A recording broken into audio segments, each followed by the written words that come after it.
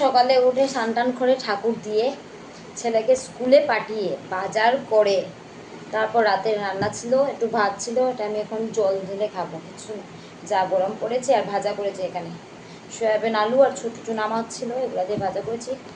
মরিচ দিয়ে জল ঢেলে খাবো, যা গরম পড়েছে সত্যি। পান্তা ভাত সেও সব জলটা আমি খেয়ে নিচ্ছি। মরিচটা ভালো করে ছটকে নিচ্ছি, চটকিয়ে এবার ভালো করে মাখবো। নুনও দিয়েছি, রাতের ভাত ছিল অল্প জল দিয়ে রেখেছিলাম, এখন আরও একটু জল দিলাম। এই গরমে পান্তা ভাত খেতে যে কি ভালো লাগে আমি কি বুঝে দিতে পারবো। যারা পান্তা ভাত খাও না তারা একবার খেয়ে দেখবে। তো দেখেন বন্ধুরা, তোমরা আবার পাবে আবার কী ধরনের কাজ জলটা দেখা আছে আর না জানিয়ে কাজ বলুন। তাও ভালো, আমরা নিজে পান্তা ভাততে তো খাচ্ছি, এমনও অনেক লোক আছে আমরা চাক্ষুষ ঘটনা। মা বাবার একমাত্র কন্যা সন্তান, আদরের মেয়ে, বাবা চাকরি করতেন, তো এত আদরের মেয়ে ছিল, জলের গ্লাস নিয়ে ওরা খেতে দিত না, ওরা খুব আদরে ওকে বড়ো করেছিল। তো যাই হোক, এভাবে করে ওর মেয়েটার 25 বছর এভাবে আদরে কেটে গেল। 25 বছর পার হতেই ওর বাবা মারা গেলেন। তো এবার পেনশন পাচ্ছেন মা, মানে চাকরির থেকে টাকাটা আরও একটু কমে গেল। তো পেনশনে দেখতে পাচ্ছে ওরা হচ্ছে না, কিংবা পেনশন পাওয়ার পরে মেয়েটি একটু বন্ধুবান্ধবের কথা শুনে তাবিজ করে ও জানি কীরকম পাগল হয়ে গেছিলো, ওর মাকে দাঁতিয়ে মারতেছিল, মানে এত ভয়ঙ্কর হয়ে গেছিলো। তারপর ওরা ওই জায়গাটা পেয়েছে, ওরা অন্য একটা জায়গায় চলে গেলো, দূর একটা জায়গায় শহরে গিয়ে ওরা ভাড়া বাড়িতে থাকলো। আর ওই যে জায়গাটা বেঁচেছিলো, ওই বেচে সেই টাকা দিয়ে ওরা খাচ্ছে ধুমধাম, ওরা মানে খাচ্ছে দরজা বন্ধ করে খাচ্ছে, কেউ আত্মীয় সঙ্গে কোনো দেখা নেই, শুধু দরজা বন্ধ করে খাওয়া আর ড্রেস কিনছে, এই সেই করে খুব রানীর মতো চলছে। এবার কতবার কাটবে, কাজের লুকও নেই।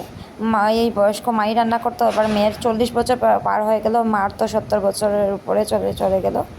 হঠাৎ মা ভীষণ অসুস্থ, মেয়ে কাউকে বলেনি, অর্ডার দিয়ে খাচ্ছে রেস্টুরেন্ট থেকে। এরপর যখন দেখছে আর কোনো উপায় নেই, তখন মাকে নিয়ে ডাক্তারে গেল। তারপর কি মা না গেলে তো আর সাইনও দিতে পারবে না। দেখা গেলো মায়ের নমিনি, মানে পেনশনের নমিনি ছিল আর মাসি, এখন মাসিও মারা গেল, এখন কি হবে।